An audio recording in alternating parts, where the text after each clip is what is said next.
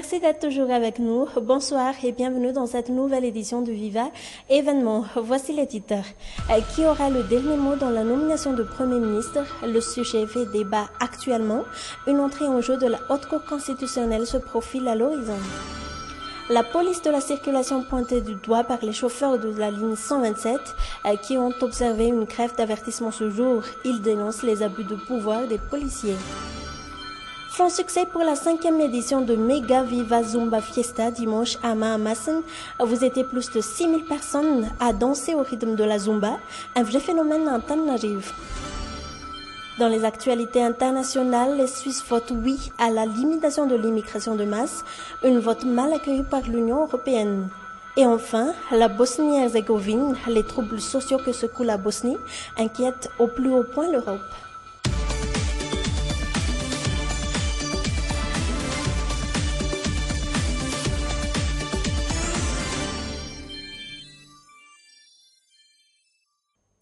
À la une de l'actualité, la ligne de taxi B127 en grève pour dénoncer les abus de pouvoir de la police de la circulation en Tanarive. Une grève d'avertissement.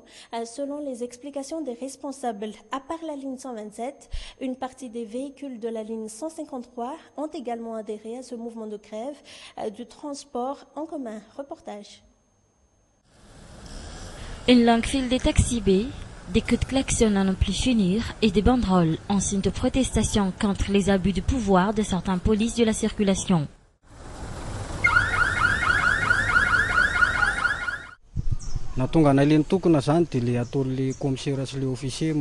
Nous sommes poussés à la grève par les abus de pouvoir de certains commissaires de police et certains officiers. Dès qu'ils voient un taxi B des lignes 127 et 153, les chauffeurs sont automatiquement sanctionnés. Ils ne nous donnent aucune fiche quand nous venons récupérer nos papiers. Nous devons aussi payer 100 000 francs pour les avoir.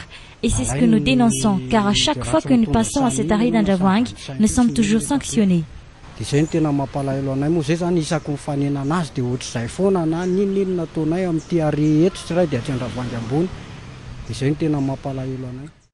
ici que se trouve cet arrêt à côté du collège Rassalam, à l'origine du mouvement. Puis cet autre arrêt en haut d'Anjavang.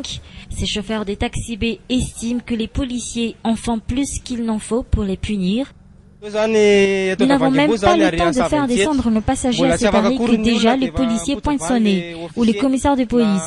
Ils ne nous donnent aucune fiche, et quand on vient au bureau récupérer les papiers, on doit payer 40 000 arrières. Des fois, on nous met au violon et on nous tabasse. C'est toujours le même problème avec les taxis B de la ligne 127. Nous ne pouvons pas accepter cela.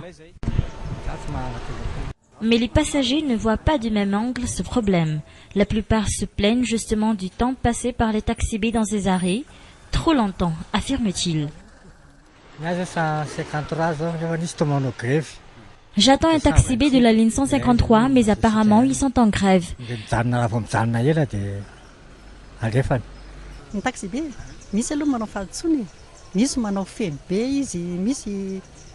J'ai vu ces policiers et ils sont très sévères envers les chauffeurs, surtout quand ils s'arrêtent trop longtemps dans les arrêts.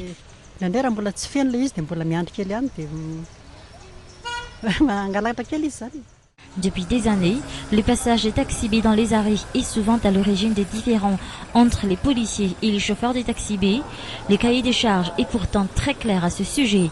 Un taxi B n'a le droit de rester dans un arrêt que 2 minutes, une condition qui est loin d'être respectée par les chauffeurs. De leur côté, les usagers constatent également les nombreuses irrégularités faites par les chauffeurs des transports en commun. Irrégularités qui sont en grande partie à l'origine du désordre qui règne dans la circulation à Tananarive. Un reportage d'Anna Muriel sur les images de Nzajan Diansou. Ici à Nous, l'arrêt de bus semble dégagé. Mais par habitude, la plupart des taxis B ne stationnent plus au bon endroit.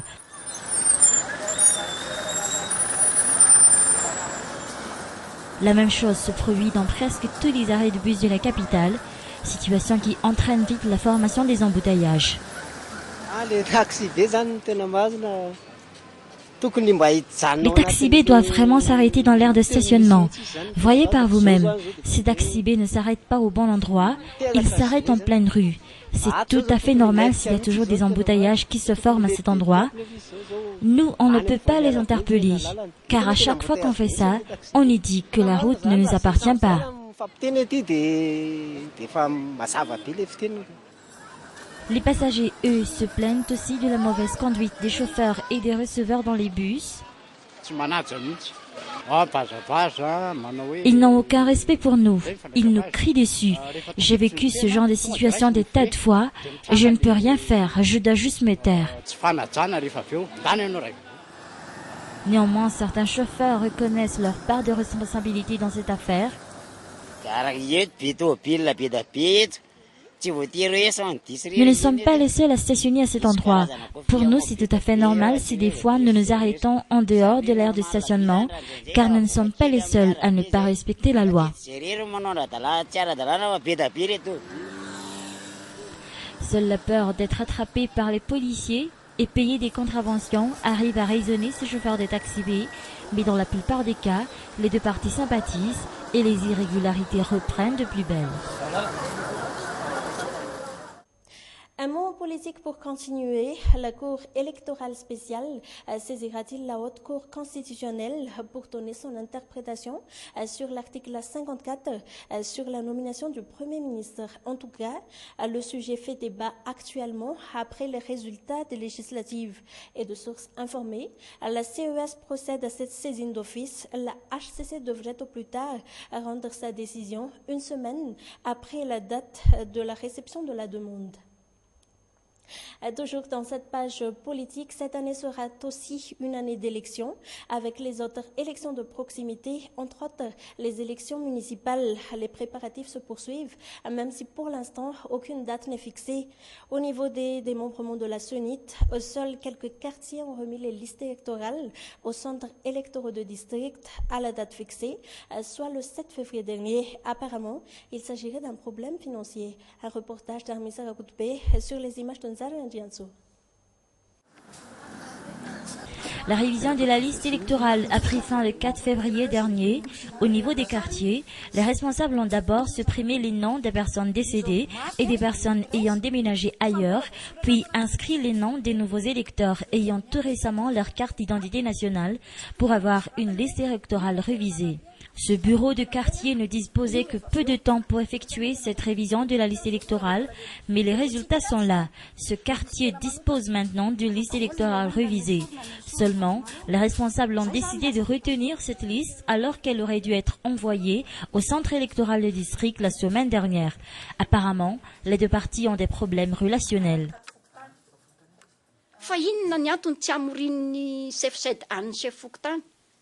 Pourquoi les chefs du CED ne convoquent pas les chefs quartiers en réunion? Pourtant, avant, dès qu'il y a quelque chose, ils organisent toujours une réunion. Nous sommes toujours prêts à le rencontrer, mais pour le moment, il n'y a rien. Donc, chacun reste dans son coin. Puis, le problème lié au paiement des subventions des chefs de quartier ressurgit de nouveau. Le chef de quartier n'aurait pour l'instant perçu sa part, soit la somme de 50 000 arrières. Encore une autre raison pour ne pas renvoyer la liste électorale au CED. Le paiement de cette somme qui devra pourtant attendre le budget 2014 de la CENIT. Nous aurions dû recevoir ces listes, mais c'est l'organisation de la CENIT. Nous ne pouvons rien faire concernant cette somme. Je n'ai rien à dire là-dessus, mais il faut quand même respecter le délai imparti dans la révision de la liste électorale.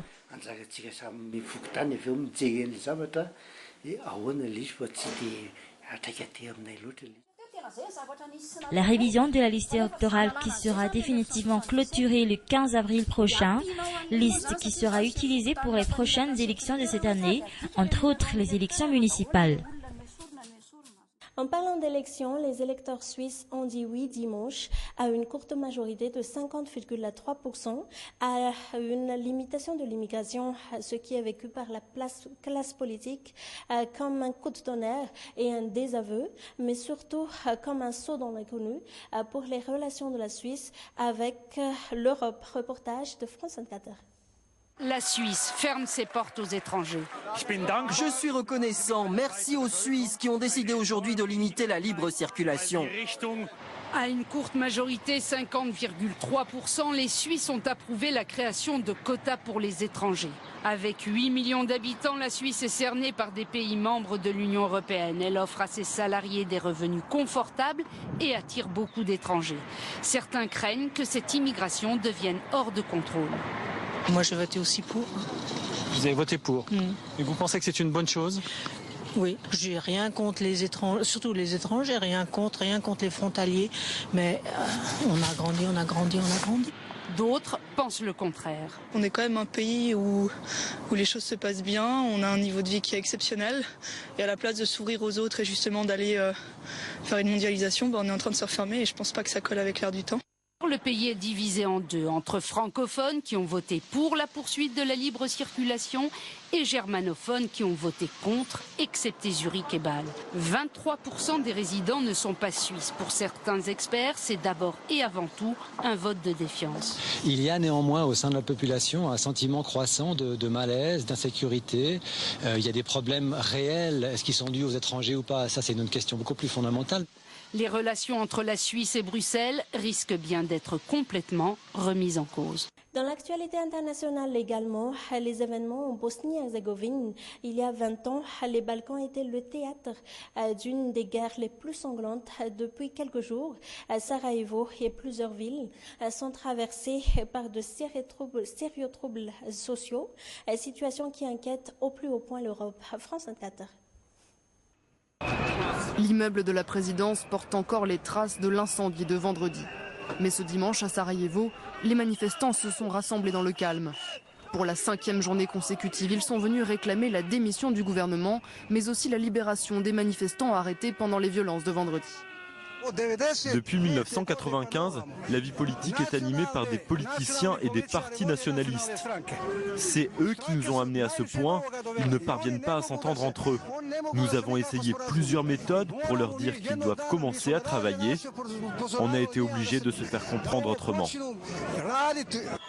En Bosnie, la crise économique et sociale a provoqué une vague de colère et les manifestations les plus violentes depuis la fin de la guerre en 1995. Dans le pays, 1 personne sur 2 est au chômage, 1 habitant sur 5 vit au-dessous du seuil de pauvreté. C'est la goutte d'eau qui fait déborder le vase. Vous savez, lorsque quelqu'un a faim tous les jours et qu'il va chercher à manger dans les poubelles, à quoi d'autre s'attendre? On se fait attaquer dans la rue. Il y a quelques jours, on m'a volé mon téléphone dans le tramway. Pour calmer la population, 2 partis politiques membres de la coalition au pouvoir ont appelé à l'organisation d'élections anticipées. Des législatives doivent normalement avoir lieu en octobre prochain. Retournons à Tananarive, vous étiez plus de 6000 personnes dimanche à danser au rythme de la Zumba durant la 5e édition de Mega Viva Zumba Fiesta. La Zumba, cette danse originaire de Colombie qui mélange la sensualité de plusieurs danses latines, un vrai phénomène dans la capitale selon ce reportage de Mamba Okafechanian sur les images de Yves Chanel.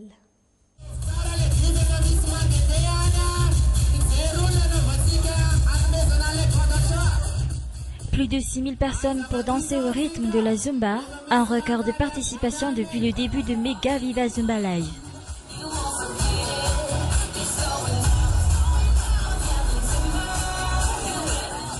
La Zumba, cette danse latine qui mélange plusieurs danses sensuelles d'origine latine également, la danse par excellence en Tananarive depuis quelque temps, un vrai phénomène.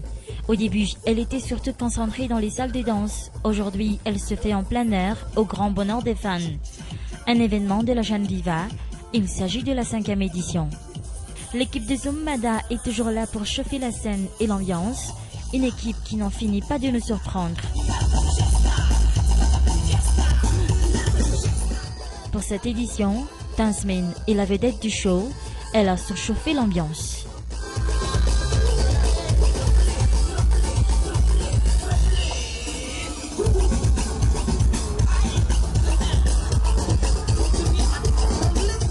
Mega Viva Zumba Live au Fiesta. En quelques mois, c'est devenu l'événement du week-end très prisé et très attendu par les Tananariviens.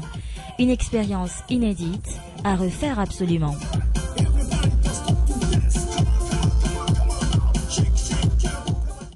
Point final pour cette édition. Merci de l'avoir suivi. Nous vous donnons rendez-vous demain à la même heure. Au revoir.